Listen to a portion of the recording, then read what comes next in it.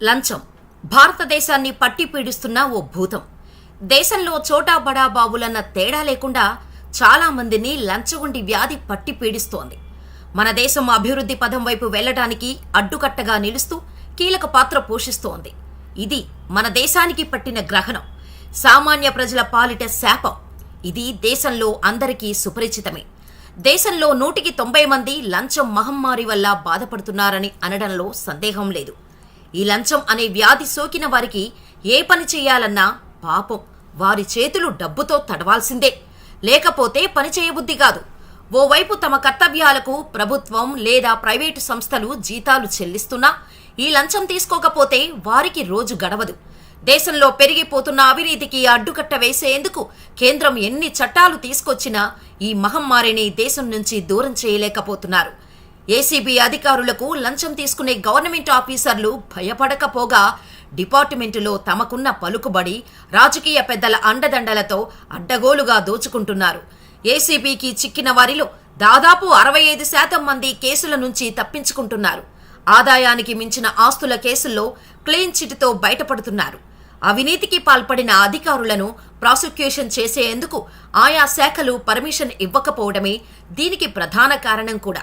ఇలాంటి లొసుగులే దేశంలో అవినీతి అనకొండలను పెంచి పోషిస్తున్నాయి.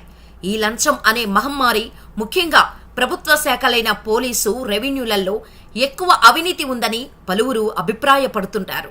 అయితే కేవలం ఆ 2 శాఖల్లోనే కాకుండా వివిధ శాఖల్లో కొందరు తమ చేతివాటాన్ని చూపిస్తుంటారు.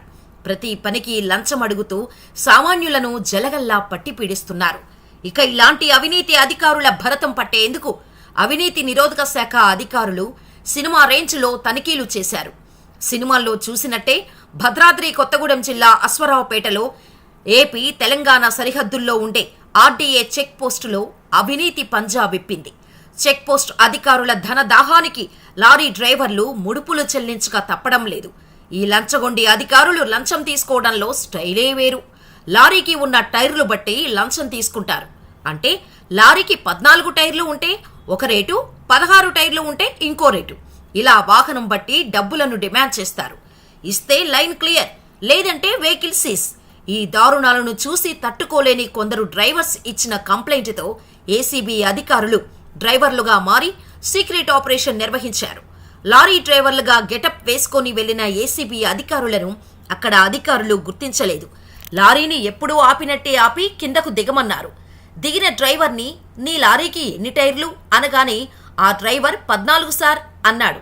సరే వెళ్ళి స్లిప్ తీసుకురా అన్నాడు. స్లిప్ తీసుకోవడానికి వెళ్లిన డ్రైవర్ డబ్బు కట్టాడు. అధికారి స్లిప్ ఇస్తుంటే దానిని తీసుకోలేదు. టక్కున స్లిప్ ఇస్తున్న అవినీతి అధికారి చెయ్యి పట్టుకున్నాడు.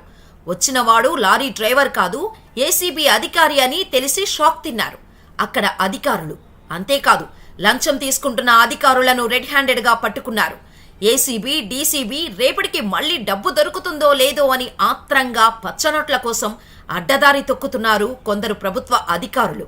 రాత్రికి రాత్రే కోటీశ్వరులైపోవాలని దురాశతో లంచమనే మహమ్మారిని బానిసలుగా మారుతున్నారు.